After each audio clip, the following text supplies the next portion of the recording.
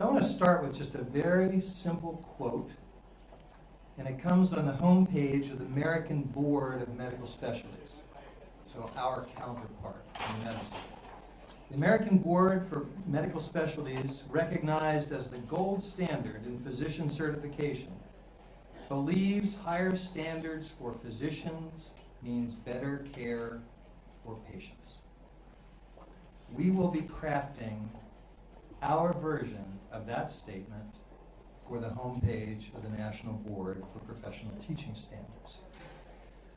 What I hear in that statement is that certification is the medical profession's assurance to the public that this is an accomplished practitioner. And since they believe that certified physicians make a difference in patient care, you must conclude only one thing. You have to have as many board-certified physicians as possible. That's how it works. The medical profession has become, I think we'd all agree, the epitome of the definition of a profession. It's not perfect. It never will be perfect. Human endeavors cannot be perfect. But medicine is as good as it gets. And in 1987, when the founders of the National Board came together to create this organization, they had in mind the medical model. People knew what medicine had done throughout the 20th century to become what it is today.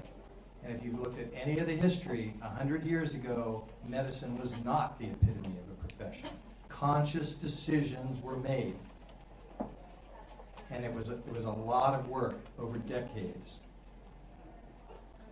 We created standards, profession-based and determined standards in 25 different areas of teaching.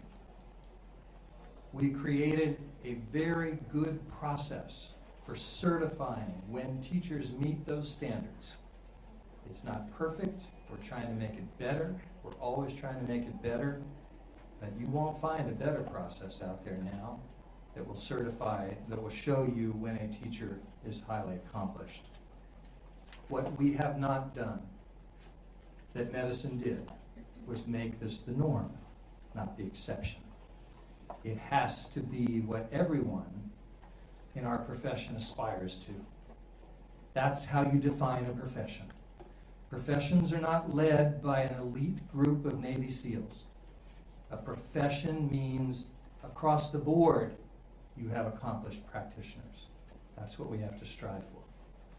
We're proud of the 106,000 board-certified teachers who are out there now. I've got 18 of the best ones right here on either side of me, and you're going to hear from them in a minute. But that's 3%. And that means that most children in this country will never sit in a classroom with a National Board Certified teacher. If only 3% of our physicians were board certified, we would not have the quality of health care in this country that we have today. We're proud of Wyoming, 7% of the teachers. Mary has bigger aspirations for that. She's only about growing that number. And the board-certified teachers in the state of Wyoming are helping to do that.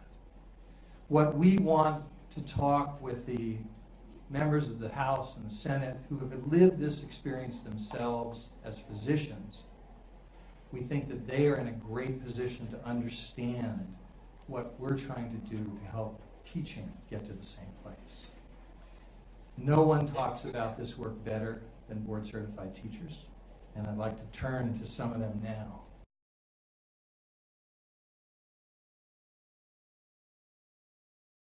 So I'm an early childhood special education teacher, and that means I work with 3 to 5-year-olds with special needs. They don't have grades or tests that they take, so the way that I know that they're growing is through my own observations. So for me, I wanted to, like a lot of my colleagues, I wanted feedback on my practice because I wanted to know I'm doing the best I can for my students. And actually, so as I was sort of thinking, I'd like to have more information about how what I do compares with what others do. There was a teacher in my school going through national board certification, and she told me all about it. So I work at an early childhood special education center, and so we have a specialized innovative school. And over the 10 years that I've worked there, the number of board certified teachers has gone from 0 to 25%. So over that time, what I've seen is an increase in collaborative practice, a focus on student growth, and it really changed the culture of the school in general. For example, this year, the teachers as a team have been attending trainings, sharing materials, problem solving as a team together, and what they've been focusing on, or what we've been focusing on, is pre-literacy. And that's not something that was going on 10 years ago in my school, where the whole school was having a focus on just one area to really see where our students could grow. So if a staff of 25% of board certified teachers can make a change in a school, I wonder what would happen if 100% of the teachers were board certified.